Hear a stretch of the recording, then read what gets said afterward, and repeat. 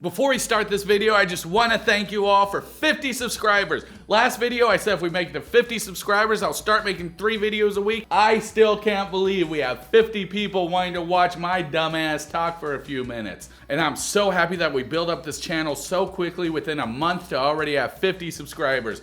Thank you. Thank you very much. And if you like what you're watching, please subscribe. Now, on to the video. Let's do that coffee. You gotta open it up for maximum drinkage and maximum burn. Hey friends, Dee-Man Johnson III here, and today we have a brand new movie review, and what's that? We got twins! We got twins! They're exactly alike! Oh my god! Who would have thought? Twins! Twins. Don't. Goddamn, how many times have you said twins? You said it enough times, alright? You ain't gotta say it no more times. Michael, it's fine. It's fine. It's a little bit. There's no little bit. You just didn't write anything. You have nothing else to say. Ugh. Alright, Michael. You're right. But I did write a few things about this movie. But first, let's start off by talking about the first Twisters movie. So I saw the first movie in theaters when it first came out in 1996. Was it 96? Fudge, you should know this. 1996? Damn, I'm good. So I saw the first movie when it first came out in 1996. And the chemistry between the two main actors, rest in peace Bill Paxton and Skeletor Helen Hunt, were freaking incredible. You bought it. Their acting and chemistry was just off the charts, and you loved these two characters from the moment they came in, from the moment they left. You wanted to see their adventures, and you wanted to see them get together. So out comes Twisters, which follows the exact same story. You pretty much know what you're getting. So this movie stars not Helen Hunt. Let's see who the fuck her name is, actually. I should be more informative about this. Her name is Daisy Edgar Jones. She's in Normal People, never saw it. War of the Worlds, TV series, never saw it. Pond of Life, never saw it. Cold Feet, never saw it. Oh, Fresh, she's the one that got her butt cut off. I remember her. So it also stars great value John Leguizamo, and I'm not saying that because he's Puerto Rican. I'm saying that because the moment he started talking, I'm like, holy shit, is that John Leguizamo's kid? And the whole movie, it fucking bothered me until I had to research it, and I saw that it is in fact not John Leguizamo's kid, just a dude from Puerto Rico. So if that makes me racist, I'm sorry. I did not know. It also stars the Temu version of Scott Eastwood, also known as Glenn Powell. I remember when he first showed up on screen, a lady in the theater row behind me was like, ooh, he handsome. And I'm just sitting there like, ah. And then I turned to my daughter and she's like, my daughter's 10, by the way. She just looks at him and is like, he's a sexy cowboy. And I'm like, oh my God, no. No, he's not. Stop it. Stop it, for the love of God. Don't say that. Just sit down and be entertained by gosh dang Twisters, all right? So you have these two characters. You know that they're going to come together and be the love interest. And while watching this, you just can't help but to feel like you know this movie already. It's just on the back of your head. Like, where have I seen all this stuff before? I don't know. Anyway, close your eyes and imagine a tornado blockbuster, and that's exactly what this film will be. It's pretty by the numbers. It's exactly what you think it is. There's a hilarious part where a Twister tears through the town, and not Helen Hunt is like, oh, we need to go to town to save them. And then she goes to town and she does absolutely nothing. I think she takes like some broken things on the ground and puts them in a box or some shit. That's it. It's like, we need to save them and do stuff. And the fucking people that she hates, the YouTubers, they're the ones that's actually helping the people. And she's just like, yep, this is bad, all right. So I'm not going to get into too many spoilers, but this film was actually quite fun. Even though I'm dogging on it, I gotta say that it is pretty freaking fun. And discount Justin Hartley was a pretty good actor in this. I gotta say, like, I liked his chemistry along with not Helen Hunt. I thought they did great together. I could really buy into it. And god damn it, fucking Ryan Gosling from Wish has great chemistry also. Not as the lines of Bill Paxton, but he's still there and he still does it and he kills it. I feel like the acting in this was very solid. It had a list of good side characters. My favorite was the weird lady with the dreads and the lips. I don't know why. I liked her. I liked when she was flying the drone. I want to see her in more things. Maybe it's the dreads. Dreads are always cool, except for when everybody in Halloween 2 had dreads. Hey man, that had nothing to do with me, alright? I don't know. Your face was in it. Hey, listen. That was a long time ago. We did not talk about that. Now get back to the movie. Alright, I'll get back to the movie. I mean, I don't really have much to say, honestly. I mean, my opinion is just fucking spend the $10 and go see it. Or if it's $20, don't spend $20. Don't do all that. That's way too much. Go to a cheaper theater. We saw it in IMAX, the biggest screen possible, and holy crap, man. The fucking screen was actually bright and in focus. It seems like all the AMCs I'm going to, the screens are so dang dark and it's hard to see anything. And then it's blurry. Like, what the fuck is wrong with you projectionists? We don't even have projectionists anymore. I don't think there's not even a guy in there doing anything. There's just a fucking machine, and the machine's usually wrong. Fucking Terminator's not taking over the way we thought they would. They're taking over with our fucking movie theaters. They're trying to make us fucking go blind. They're making it blurry. I have to straighten my eyes, and I still can't see it straight. But watching this in IMAX fixes that. I really enjoyed the sound, the crisp picture, and the cinematography in this film really helped out. It's just, God, it didn't feel like there was any stakes in it. It just felt like the characters were just going here and here, and you knew that they had a protective bubble over them, and nothing mattered. Nothing was gonna go wrong, because nothing can harm our main characters. So this likes to take the ideas from Twister and tries to make it bigger and better. What I do like is that they didn't try and pull on your nostalgia strings like Star Wars does. This one sort of has it where, you know, you see Dorothy and then the main character dresses up as Jo, which I thought for sure she was going to be Helen Hunt's daughter in the film. Like, I thought she was going to come home and be like, Mom, I'm home! And then Helen Hunt was going to come out and be like, ta-da! It's me, Helen Hunt! Bet you didn't expect me to be in this movie. And then the daughter's like, Mom, why are you talking like that? That's really weird. Shut up, bitch. It's Helen Hunt's movie now. Okay, Mom. It's time to go to bed with your dementia. Shut up, bitch. I ain't got no dementia. Sorry, that's so dumb.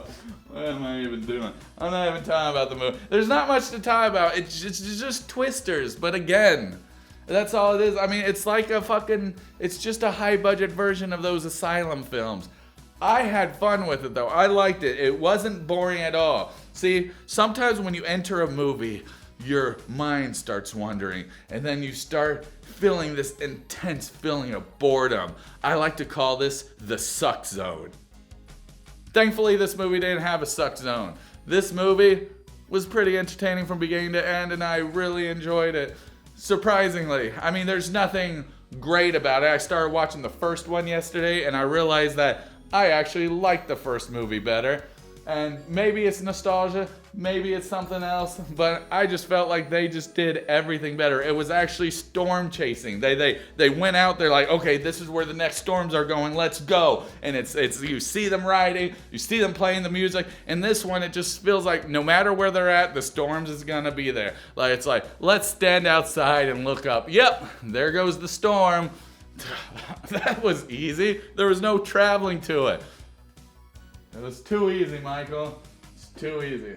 You know what I don't like about Twister is that the movies make people not afraid of tornadoes. I remember I come from Texas. I hate tornadoes because we had a hurricane and it spawned all these tornadoes everywhere. And then I moved up here and whenever there's a tornado warning or a tornado watch, my wife will go outside, look at the sky and be like, this is amazing. And I'll be like, let's get down to the fucking cellar. We gotta survive, Michael. He'll protect us.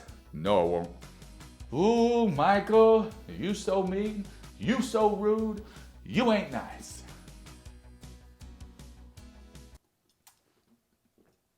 It's just your summer blockbuster. I want to talk about this guy who says, twins, we've got twins. For the longest time, I thought that was the actor Tony Ravioli. Not his name, but it's way more fun to say it that way. I thought it was Tony Ravioli, just judging by the trailers. I thought for sure it was gonna be him. And then I watched the film, I'm like, that's not Flash from Spider-Man. That's an imposter. So we got great value, Tony Ravioli. Ooh. So it's by the numbers, it's predictable, it's exactly what you think it is. I like to call it comfort food, but then sometimes it's nice kind of, knowing exactly what you're about to see. And that's Twisters, the summer blockbuster for the everyman. There's just one big thing I want to talk about, and this enters somewhat spoiler territory, so if you don't want to get spoiled too much, even though this movie is predictable as shit, and this isn't a huge spoiler, but it is the ending of the movie. So, I mean, you say, how is that not a huge spoiler? It's the ending of the movie. And here, spoiler alert, let's talk. You know when there's a romance in the film that the couple is going to get together. You already know that, so there's no surprise when these two people get together. But guess what? There's no kiss! There is no kiss at all. There's no hand holding. There's no kissing. How are you going to have romance in this film and not have hand holding, kissing, or fucking? I'm sorry, I won't say it ever again like that.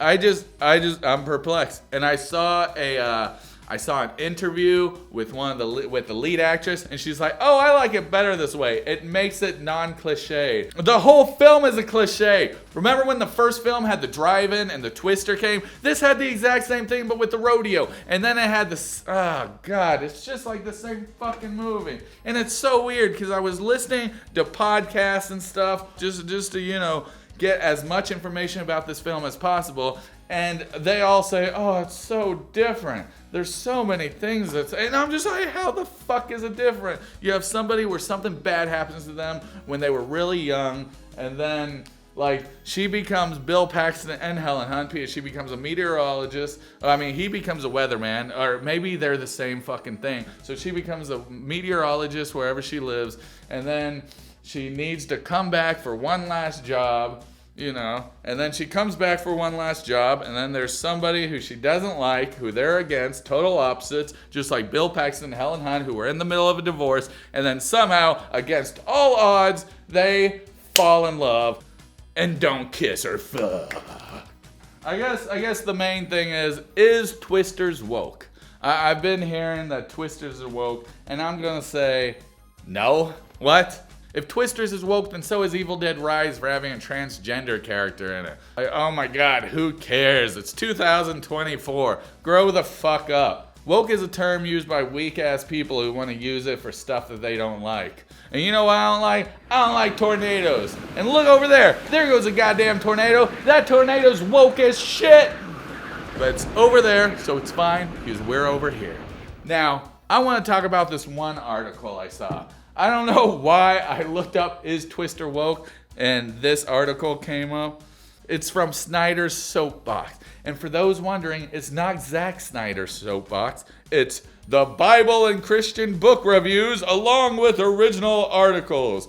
So here it's really fun. This guy said, it would have made so much more sense if at that moment they were at the door looking at the tornado. He turns to her and says, "This is it. Your plan is only one way we can save these people. We have to do it." She looks shaded and frightened. But, God, it's so fucking dumb. The man doesn't always have to save the day, Michael. Snyder! The man doesn't always have to save the day, Snyder. He doesn't always have to come with his fucking truck and be like, I'm Glenn Powell. I'm gonna save you with my fucking 10-inch dong. How's he gonna do that? He's just gonna take his pants off. Grab on and climb. And then the lady's like, it's too extreme. The Twister's fucking making me go away. Then she grabs it and then she flies off and she's like, help me. That's fucking dumb. Twisters. Go see it. If you like the first one, go see it. It's exactly what you want, but it's comforting and it's fun. And there's a few moments that you'll sit there and you'll be like, yeah, I like this. And then when it's all said and done, you'll be like, oh, I think I enjoyed that experience. And then the more you think about it, you're like, Maybe there's a few problems here and there, but it can still be enjoyable. Now, if you don't mind me, I have these woke ass fucking tornadoes all coming around. So, until next time, I'm proud of you and you're doing a great job, and let's get sucked away!